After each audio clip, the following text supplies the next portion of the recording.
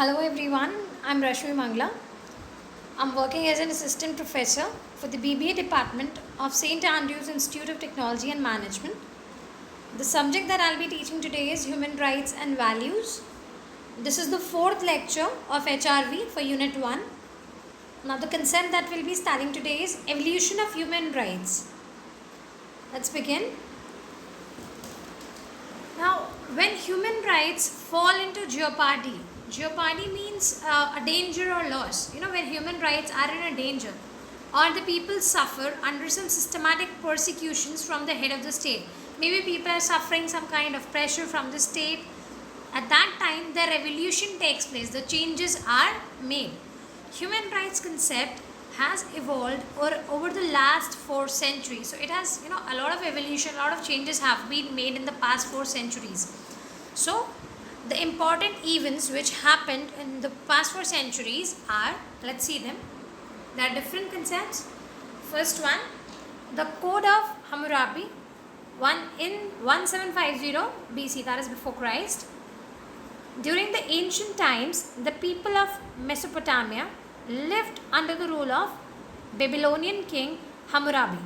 So at that time, the people of Mesopotamia, they were living under the rule of the king, Babylonian king Hammurabi. Hammurabi, what he did was, he created his code of laws, which consists of 282 laws in the year 1750 BC. So he had 282 laws which he had created. The Code of Hammurabi was inscribed on stone because it was, quite a long time. So at that time, the things were written on stone. So all the codes were inscribed on stone, which suggests that the king accepted the laws from the sun god Shamash. That he accepted all the laws from the sun god, who was Shamash. Now the code of laws also encouraged people to accept authority of a king.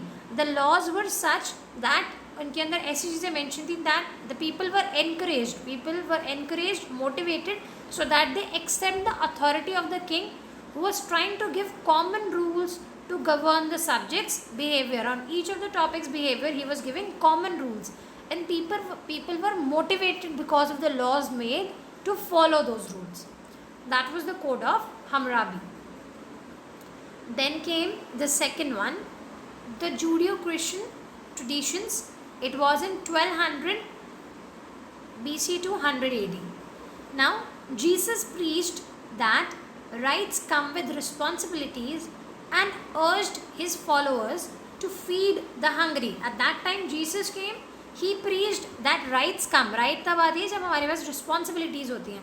And he urged, he kind of motivated, he forced his followers to feed the hungry, clothe the naked, that means भूखे को खाना खिलाएं, जिसके पास कपड़े नहीं उसे कपड़े दें, forgive their enemies, we have to, अपने दुश्मनों को माफ़ करें. He criticized hypocrisy and treated women, poor and foreigners with dignity. That means everybody should be treated with dignity and respect. That is what he mainly preached. Then next came the Confucius, that was in 551 to 479 BC. It is also known as Kong Kui or Kung Fu Tzu, was a Chinese philosopher, teacher and political figure. So this Kung Fu Tzu was a Chinese philosopher, or we can say teacher, and also political figure. His teachings, preserved in the Analects, focused on creating ethical models of family and public interaction and setting educational standards. So his main role was, he focused on public interaction, on models of family and setting educational standards. That's what he focused on. And he had a golden rule. His rule was, what you do not wish for yourself, do not do to others. यानी जो चीज़, whatever we don't want that it should happen to us, जो चीज़ हम नहीं चाहते कि हमारे साथ हो, we should not expect that thing to happen to others, or we should not do that kind of thing to others. हम किसी और के लिए भी वैसी चीज़ ना करें. So that was his main rule. Then next came the Magna Carta in 1 to 15 AD. The Magna Carta or Great Charter was arguably the most significant early influence on the extensive historical process. So here the most significant influence was made, सबसे ज़्यादा changes यहीं पे आए थे, that led to the rule of constitutional law today in the English speaking world. So this led to the rule of constitutional law. Constitutional law was made here in the English speaking world in 1215, after King John of England violated a number of ancient laws. He violated quite a few laws and customs by which England had been governed. Those laws जिससे England govern होता था, King John of England, he violated those laws. His subjects forced him to sign the Magna Carta, and because his subjects forced him to sign the Magna Carta, which enumerates what later came to be thought of as human rights. And Magna Carta, again, Magna Carta is the one which was afterwards came as human rights. Alright.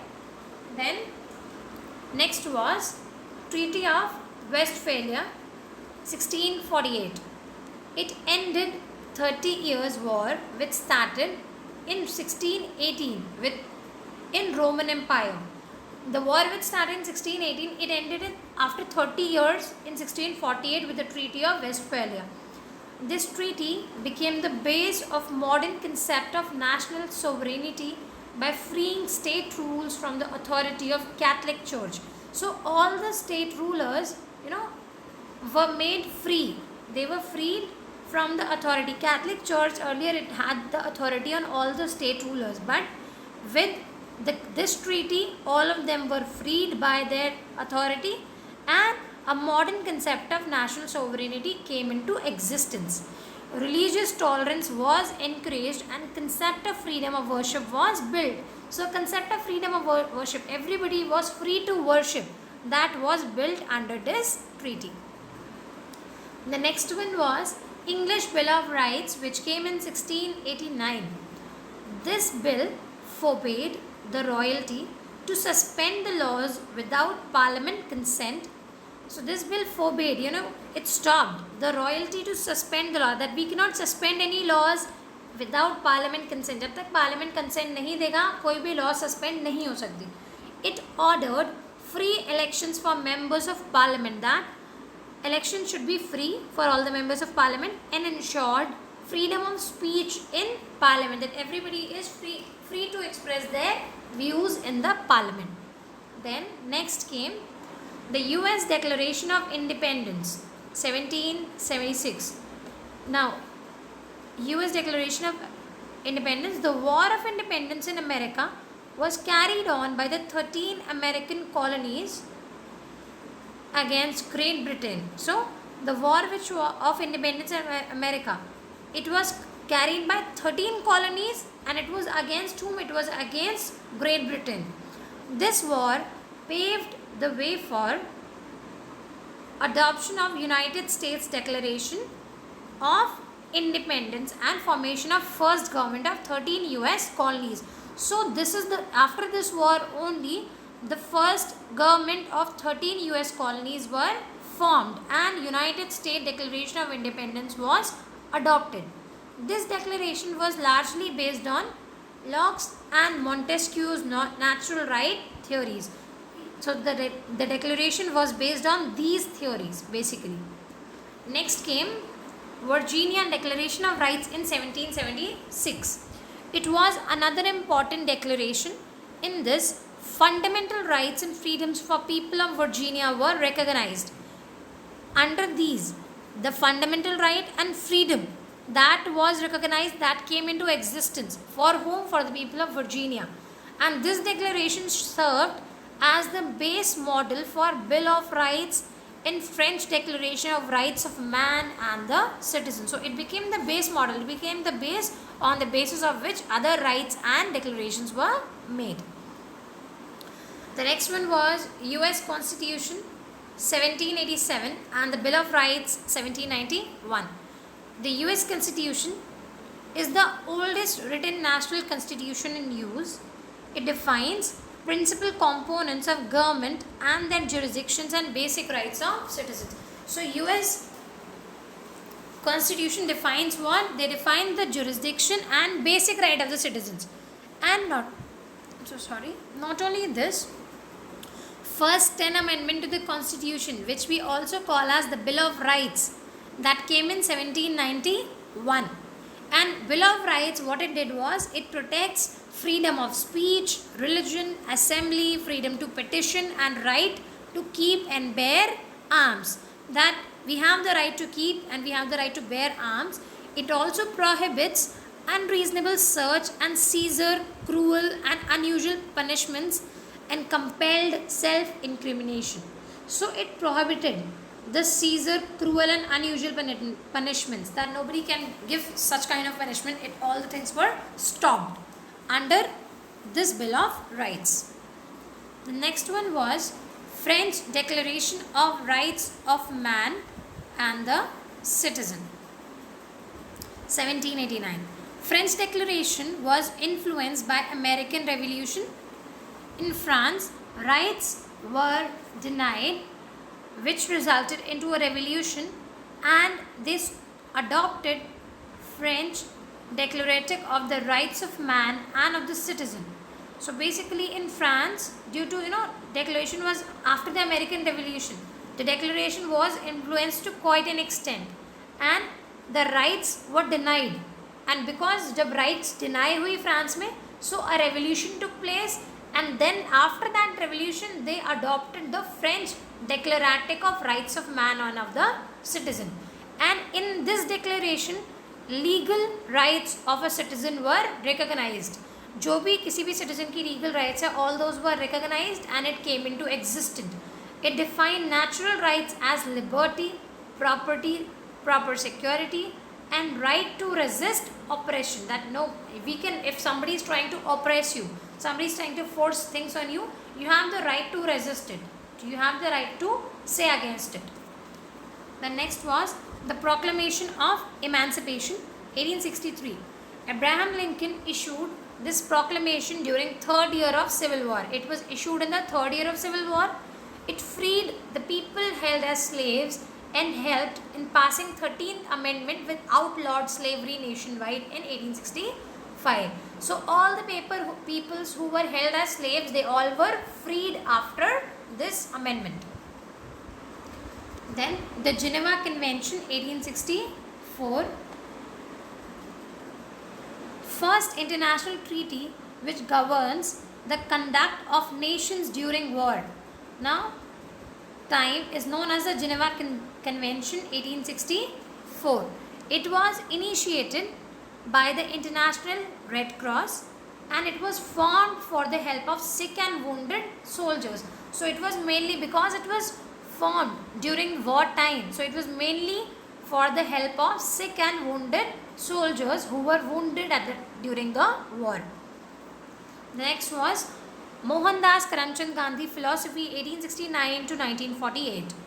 Gandhiji, in initial years of his career, practiced law in America, practiced law in South Africa. There he agitated